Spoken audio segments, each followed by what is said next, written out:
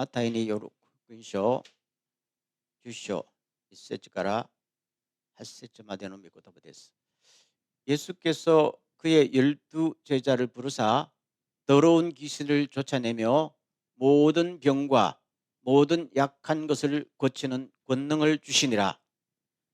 두 사도의 이름은 이러하니 베드로라 하는 시몬을 비롯하여 그의 형제 안드레와 세베대의 아들 야고보와 그의 형제 요한, 빌립과 바돌로메, 도마와 세리마테, 알페의 아들 야고보와 다데오, 가나나인 시몬, 가롯 유다 곧 예수를 팔 자라. 예수께서 이 12를 내보내시며 명하여 이르시되 이방인의 길로도 가지 말고 사마리아인의 고을에도 들어가지 말고 오히려 이스라엘 집에 잃어버린 양에게로 가라. 가면서 전파하여 말하되 천국이 가까이 왔다 하고 병든 자를 고치며 죽은 자를 살리며 나병 환자를 깨끗하게 하며 귀신을 쫓아내되 너희가 거저 받았으니 거저 주라. 1절로 한번 가보겠습니다. 1절에 보면은 예수님께서 제자들을 뽑으셨지요. 예수님의 제자가 12명만 있는 건 아닙니다. 많은 제자들 중에서 그 가운데서 핵심이 될 수 있는 12명을 뽑았다. 그리고 나중에 이 사람들을 뭐라고 불렀지요? 사도라. 사도는 보낸다. 그런 말입니다. 파송했다. 그 말이죠. 그래서 이 핵심 멤버 12명을 일단은 뽑아서 그들에게 귀신을 쫓아내고 병과 약한 것을 고치는 능력을 주시고 그리고 보냈지요. 그리고 8절을 다시 한번 보겠어요. 다시 한번 보면은 가면서 전파하여 말하되 천국이 가까이 왔다 하고 병자를 고치고 죽은 자를 살리고 나병 환자를 깨끗하게 하며 귀신을 쫓아내되 너희가 거저 받았으니 거저 주라. 여러분 제가 지금 무슨 말을 하려는지 감이 안 잡히죠? 우리가 그냥 이 귀절은 늘 많이 읽었던 귀절이고 여러분 뭐 크리스찬들은 대부분 알지요? 예수님이 12명의 제자를 뽑았다. 능력 주시며 파송했다. 그럼 제가 여기서 한번 질문해 볼게요. 예수님께서 죽은 자를 고치고 병든 자를 살리고 문둥병자를 깨끗하게 하고 귀신을 쫓아내고 이런 권능을 주셨지요. 근데 제자들이 나가서 잘했을까요? 죽은 자를 살리고 갈 때마다 막 무슨 기적들이 일어나는 것 같아요. 믿음이 되게 없는 건데 믿으시길 바랍니다. 실제로 복음서에 보면은 우리가 나가니까 귀신들도 나갑디다 라는 말을 있어요. 주님이 능력을 주시면은 그대로 됩니다. 그런데 매번 뗄까요? 그렇죠? 매번. 그럼 제가 여러분들에게 물을게요. 우리는 기본적으로 제자들에게 주신 능력을 우리도 받았을까요? 받았을까요? 당연히 받았지요. 근데 여러분들은 해요와 못해요? 저도 잘 못합니다. 여러분들도 잘 못하지요? 바로 현실에 문제가 있다는 이야기예요. 예수님께서 권능 주시며 파송식을 할 때는 주야 주여 그렇죠? 수련회에서 결심하듯이 나갔는데 나가서 사람들을 접촉해 보니까 안 되네 안 되네 이거잖아요. 그렇죠? 그럴 때에 이 제자들은 무슨 생각이 들었을 것 같아요?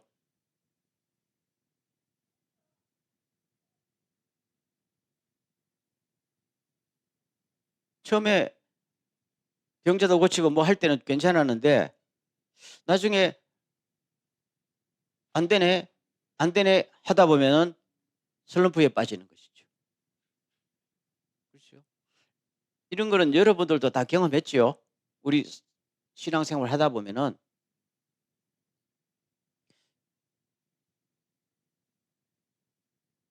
찾으라 그러면 찾을 것이요. 그렇죠? 문을 두드리라 그러면 열릴 것이다. 믿습니까? 그럼 기도한 대로 다 됩니까? 안 될 때는 뭐예요? 낙심이 되고 슬럼프에 빠진다. 원리라는 게 똑같아요. 주님은 기본적으로 당신의 모든 능력을 당신의 제자들에게 주셨단 말입니다. 그때 주신 분이 오늘 안 주실까요? 오늘은 더 많이 주시지요. 상황이 더 악화됐으니까. 그런데 실제에 부딪히면은 이런 일이 안 일어난단 말이에요. 그리고 여기 보면은 제자들에게 죽은 자를 살린다는 능력까지 줬는데 복음서에 보면은 제자들이 죽은 자를 살렸다는 기록이 안 나온단 말이에요. 그렇지요? 그리고 실제로 사도행전의 3장에 가서 베드로와 요한이 성전에 올라가다가 안진병이 일으킨 것이 그들이 예수님의 부활 이후에 처음으로 일으켰던 기적이 있어서 대서특필하고 있잖아요. 그동안에는 이들에게 큰 능력이 안 나타났어요. 물론 열심히 했고 귀신도 쫓아냈지만은 본인들이 원하는 만큼 어떠한 일도 생기지 않았다 하는 것을 알 수가 있어요. 그러면은 두 번째 질문이 있습니다. 2절 한번 가보세요. 12사도의 이름은 이러하니 베드로, 그의 동생 안드레, 야고보와 그의 동생 요한 쭉 나오죠. 그럼 이 12명 제자들의 면면을 살펴보면은 도대체 어떤 사람들일까요? 오늘 우리의 기준으로 보면은 오자로 시작되는 사자성어 오합지졸입니다. 오합지졸. 여기에 정확히 4명은 갈릴리 호숫가에서 고기 잡던 사람. 부자일까요? 부자 아닐까요? 별로 부자 아닌 것 같아. 그 다음에 세리 마태는 뭐 그때 인간 취급 못 받았던 사람이고, 시몬이라는 사람이 있어요. 이 시몬, 이거는 이제 여기 보면 열심당이라고 써놨죠. 이거는 그 당시에 독립운동 하던 사람입니다. 독립운동 하던 사람들은 그냥 독립운동을 순수하게 하는 게 아니고 대단히 폭력적으로 했어요. 그래서 같은 유대인들에게도 인식이 좋지 않았단 말입니다. 성격 보통 넘은 사람 같아. 열심당. 그래서 일부러 열심당 써놨어요. 그러니까 지금 뭐가 지금 컬러풀하지요. 컬러풀. 그렇죠? 그럼 이 중에 그래도 괜찮게 좀 학벌도 있고 교양이 있는 사람은 누구밖에 없어요? 가룟 유다밖에 없어요. 그럼 이해가 안 되죠. 그래서 문자라도 알기 때문에 뭘 맡겼어요? 회계장부 맡겼단 말이에요. 나머지는 뭡니까? 제가 보기에는 대충 마태를 제외하고, 마태는 세무 직원이니까 문자 알았을 거야. 잘은 몰라도. 그 나머지 한 10명 정도는 뭡니까? 거의 까막눈이라고 보면 됩니다. 그렇죠? 그럼 보세요. 이런 사람이 어디로 갔는지 알아요? 그 다음 보세요. 너무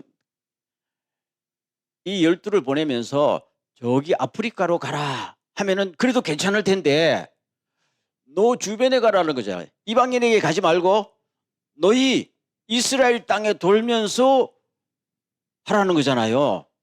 그러면은 이 사람이 만약에 자기 동네에 가면은 어떨까요? 쟤 뭐야? 그렇죠?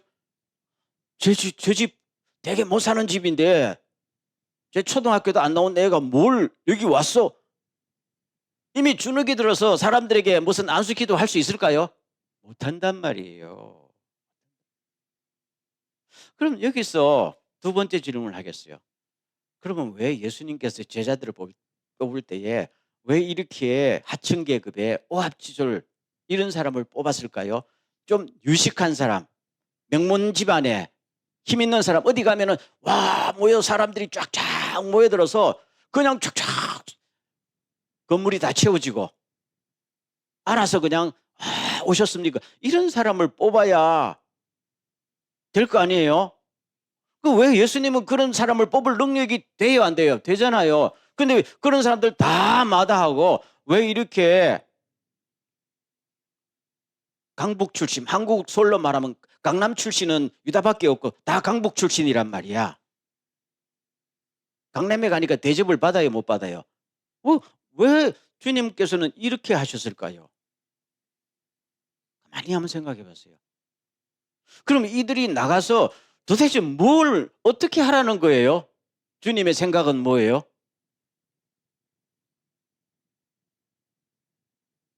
제가 묻는 것도 감이 안 잡히지요.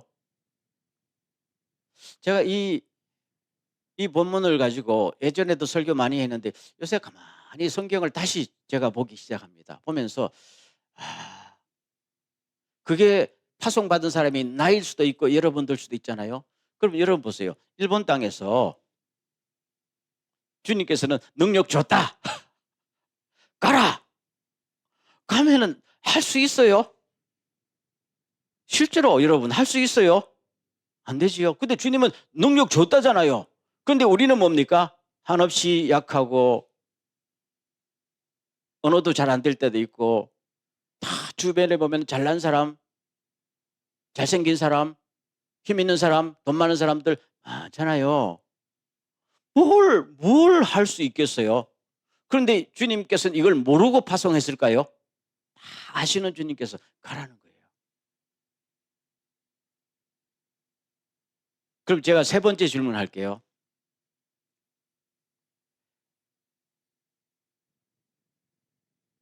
대학 시험에 2번 떨어진 사람을 누가 위로할 수 있을까요? 3번 떨어진 사람이 위로하는 거야. 제 말이 맞지요? 한국 속담에 과부 사정은 누가 한다고? 호라비가 한다고. 상처를 입어본 사람이 상처 입은 사람을 다가갈 수 있고 가난한 사람이 가난한 사람을 다가가요. 바닥에 떨어져 본 사람이 바닥에 떨어져 본 사람을 치료하고 회복한단 말입니다. 왜 예수님께서 인간을 구원하실 때에 하늘 높은 보좌 위에서 내가 구원할게 이렇게 안 하고 정말로 낮고 우리 인간의 눈높이보다 더 낮아셔서 오셨을까요? 이심전심이거든요. 그럼 우리가 주의 일을 한다고 생각해 보세요. 실제로 주의 일을 겉핥기로 하지 않고 마음을 움직이고 영혼을 움직이고 그 사람의 영과 육을 회복시킬 수 있는 것은 돈으로 됩니까? 권력으로 돼요? 지식으로 될까요? 안 됩니다. 방금도 말씀드렸지만은 어떤 사람이 굉장히 가난에 허덕이고 있어요. 그럼 그 사람에게 치료하고 회복하기 위해서는 돈만 가지고 될까요? 아니죠. 그 사람에게 세계 최고의 갑부가 찾아와서 내가 돈 1억엔 줄 테니까 너 괜찮을 거야. 그럼 그 사람의 문제가 회복됩니까? 아니잖아요. 문제는 그 사람의 속에 가난 때문에 오랜 시간 동안 상처받고 멍들었고 차별받았던 이 모든 것들은 돈 많은 부자가 돈 1억엔 준다고 해결될 것 같아요? 아니잖아요. 그건 누가 할 수 있어요? 같이. 말 한마디가 말 안 해도 한마디만 해도 가슴이 쫙 통하잖아요. 그래서 예수님께서 낮은 데로 오신 것이고 제자들도 어떤 사람? 이런 사람. 예수님은요 우리를 회복시킬 때 겉모습이 중요한 게 아니고 너 속에 하나님의 형상이 회복되고 하나님과 교제하고 영원한 천국을 바라볼 수 있도록 회복시키는 것이 목적 아니에요? 그게 복음의 위력이란 말입니다. 그럼 그걸 할 수 있는 사람은 누구예요? 돈도 아니고 힘도 아니잖아요. 그러면은 이 사람들이 나가서 도대체 뭘 어떻게 해야 주님의 말씀대로 할 수 있을까? 두 가지입니다. 저는 여기서 두 가지를 강조하고 오늘 설교를 끝맺으려 합니다. 첫째, 눈을 떠야 돼요. 아멘. 예수님께서 지난 시간에도 말했죠. 눈을 들어 밭을 보라. 희어져 추수하게 되었다 그러잖아요. 그러면은 사람을 볼 때에 야, 저 사람 나보다 더 잘 사네. 시기 질투나네. 이래서는 안 되는 거잖아요. 지난 시간에도 말했잖아요. 수가성의 우물가 여인을 보면서 남들은 전부 다 저 여자 말이야. 남자를 5명이나 갈아치우고 저 나쁜 여자 했지만 주님은 그 여자를 볼 때 뭐예요?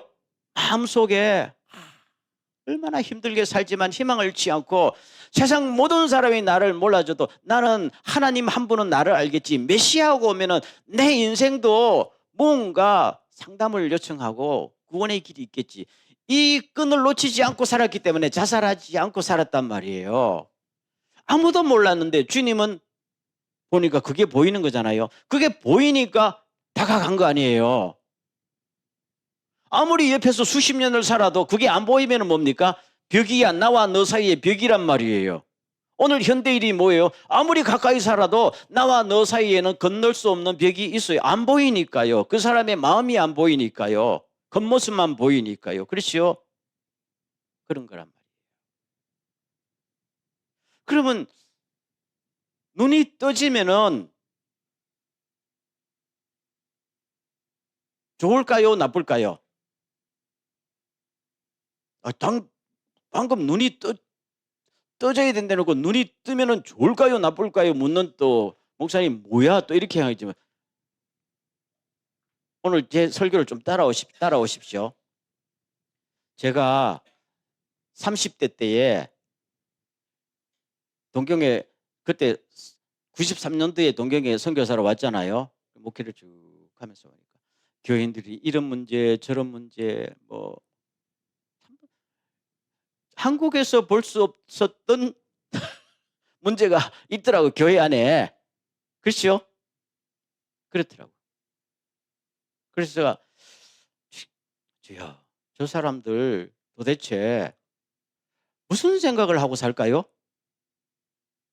목사로서 저 사람들이 무슨 생각을 사고 사는지 도대체 저 사람들의 가슴을 내가 들여볼 수 있어야 내가 목회를 효과적으로 하지 않을까요? 이야기 듣자니까 뭐 어느 기도원 원장은 탁 보면 그 사람이 무슨 생각 하는지 다 안다는데 명색이 여기까지 왔는데 주여 내가 영적인 눈을 떠서 저 사람의 속에 영이 어떤지 마음이 어떤지 꿰뚫어 볼 수 있는 영적인 통찰력을 주십시오라고 한 1년 이상 2년 동안 기도했어요. 하나님께서 주셨을까요? 안 주셨을까요? 안 주시더라고요. 안 주시더라고요. 그 이후에도 가끔 기도했어요. 그럼 제가 여러분에게 묻겠어요. 제가 그 능력을 가지고 있으면 여러분 나하고 만날 때 여러분이 가슴이 편할까요? 안 편하죠. 아, 저번에 저기 가서 좀 죄 지었지?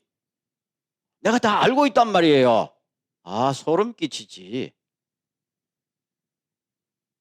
그런 일이 한번 일어났어요.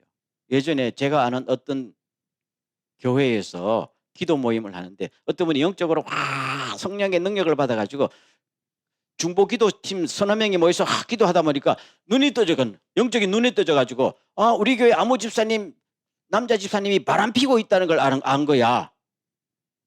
남자는 아무도 모르겠는데 그날 기도 모임 중에 그냥 알게 된 거예요.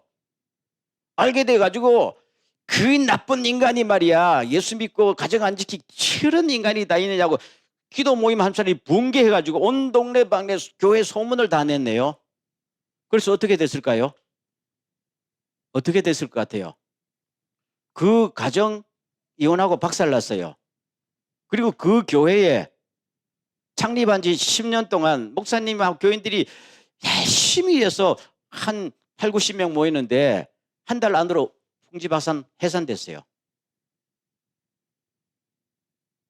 그러면은 그 영적인 능력 아는 것이 좋았어요, 나빴어요?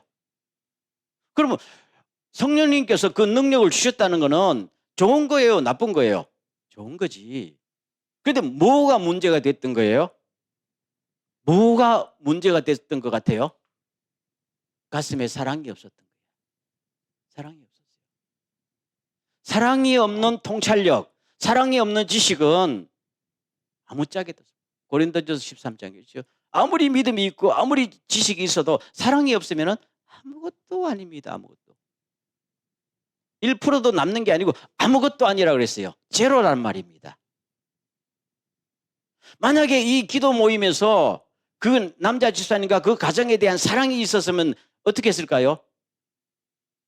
접근을 달리 했겠지요.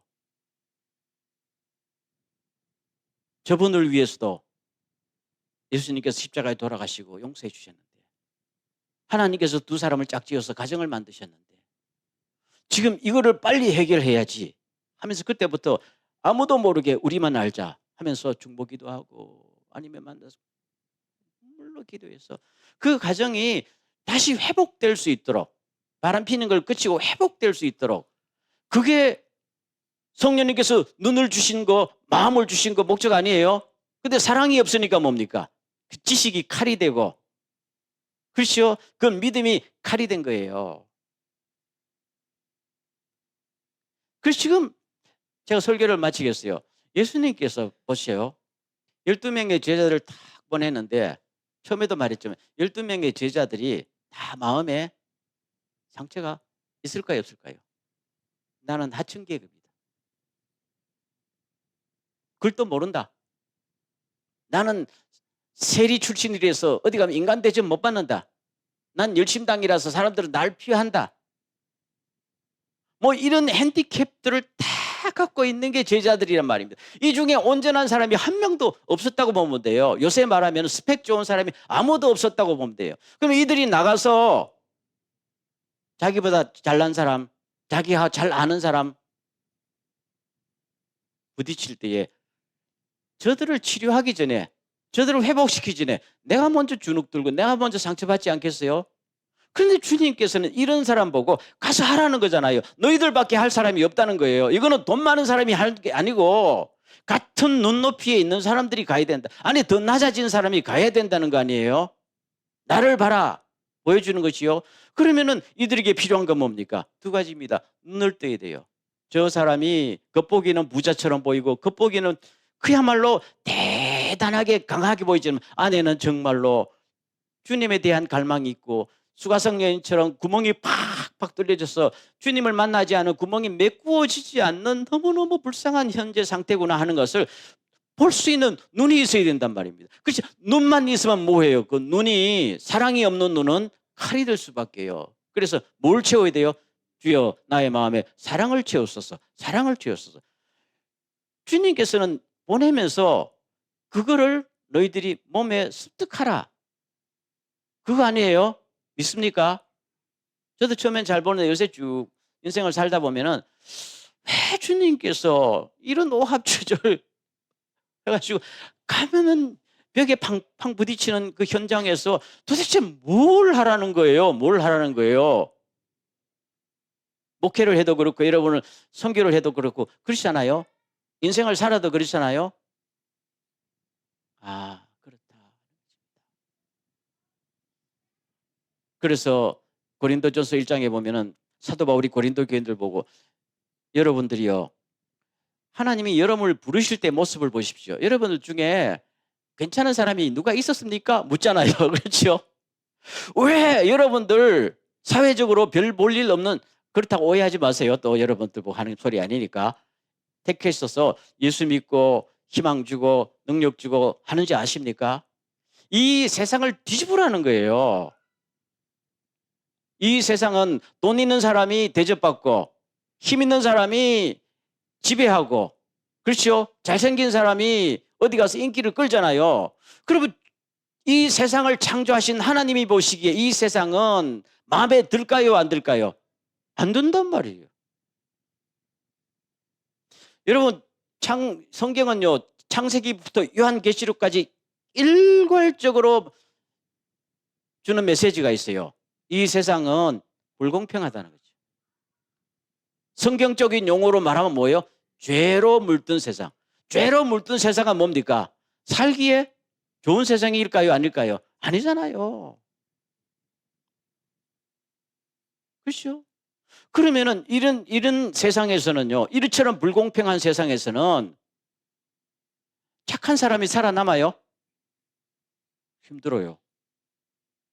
강하고 약삭 빠르고 힘 있는 사람만 살아남고 지배하단 말입니다. 그러면 하나님의 입장에서 다 하나님의 형상으로 지음받은 그렇죠? 저 사람은 아무 죄도 없는데 능력이 없어서 질밥히고 저 사람은 잘못한 것도 없는데 힘 있는 사람 옆에 살다가 그냥 고래 싸움에 새우덩치 터지고 이런 일들이 이 사회 속에서 비일비재하게 일어나는데 이것을 국가가 해결할 수 있어요? 못합니다. 경찰이 해결해요? 다 못합니다. 사람이 교육을 받는다고 다 해결된 거 아니에요. 그렇죠? 여기는 결국 눈을 뜨고 마음을 뜬 사람이 누군가는 옆에 있어야 돼요. 아멘. 그게 바로 복음이에요. 복음은 말씀이기도 하지만 복음은 복음을 가진 사람 자체가 복음이 돼야 된다는 말이에요. 그렇죠? 그래서 이런 사람들이 쫙 퍼져나가니까 로마 시대에 사람들이 아, 세상에 저런 모임이 있었던가? 그랬단 말입니다. 보통 모임에 가면은 너 어디 출신이야? 어느 학교 나왔어? 한 달에 봉급이 얼마야? 이거 따지는데 새로 생겨나는 교회라는 데 가니까 아무것도 따지지 않고 잘 오셨습니다. 그렇죠? 주님이 당신을 사랑하십니다. 당신이 노예입니까? 오히려 주님이 여러분을 더 사랑하십니다. 아멘. 당신이 장애자입니까? 잘 오셨습니다. 전부 다 이렇게 주니까 처음에는 저 인간들 뭐냐 하다가 나중에는 뭡니까? 와, 세상에 이런 모임이 있었어? 돈 가지고 한 것도 아니고 아무것도 없잖아요. 주님께서 이렇게 퍼져나가는 것을 가지고 주님은 하나님의 나라라 그렇게 했단 말이죠. 말씀을 맺겠습니다. 오늘 저는 우리 신앙생활의 본질이 도대체 뭐냐? 교회의 본질이 뭐냐? 그거 아니에요? 그는 눈을 떠야 됩니다. 눈을 떠서.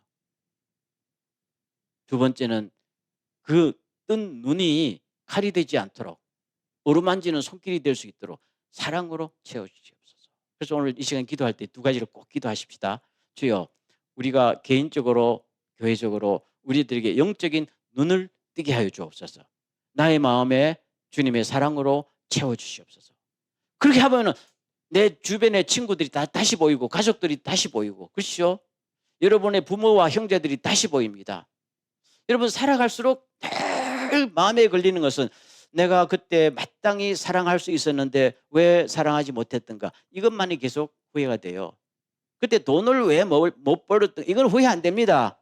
살아보세요. 그때 왜 내 성공하지 못했던가 이거 후회 안 돼요. 살아보면 알아요. 마지막까지 남는 것은 내가 그때 좀 더 사랑할 수 있었는데 왜 못했던가 이거는 영원히 지워지지 않습니다. 그래서 오늘 우리 젊을 때부터 주여 영적인 눈을 뜨게 하옵소서. 사랑으로 채우소서. 아멘. 우리 한번 동성을 한번 기도하고 마치기 원합니다. 같이 한번 동성으로 기도합니다.